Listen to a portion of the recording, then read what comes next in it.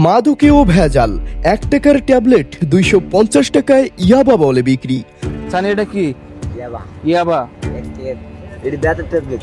হ্যাঁ, বেতার ট্যাবলেট। মানে অরিজিনাল ইয়াবা না। মাদক ব্যবসায় নতুন এক প্রতারণার চাঞ্চল্যকর তথ্য উঠে এসেছে। অভিযোগ উঠেছে মাত্র 1 টাকার সাধারণ একটি ট্যাবলেটকে ইয়াবা বলে প্রতিটি 250 টাকায় বিক্রি করছিল এক যুবক।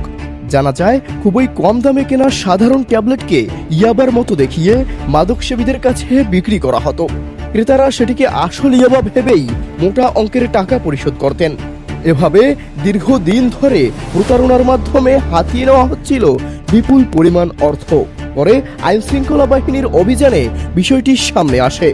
ফার্মেসিতে বিক্রি হয় না? হ্যাঁ, এক টেবিল। এক টের বিক্রি হয় না 250 টাকায় বেচবা? হ্যাঁ। প্রাথমিক জিজ্ঞাসাবাদে অভিযুক্ত স্বীকার করেন তিনি সাধারণ ট্যাবলেটকেই ইয়াবা হিসেবে বিক্রি করতেন। এতে একদিকে যেমন ক্রেতারা প্রতারিত হয়েছেন, অন্যদিকে মাদক ব্যবসার ভেতরেও ভেজাল ও প্রতারণার নতুন চিত্র ফুটে উঠেছে। বিশেষজ্ঞরা বলছেন এই ঘটনা প্রমাণ করে অবৈধ মাদকের বাজারে কোনো ধরনের বিশ্বাসযোগ্যতা নেই। সেখানে প্রতারণা, ভেজাল এবং অপরাধ একে অপরের সঙ্গে জড়িয়ে রয়েছে।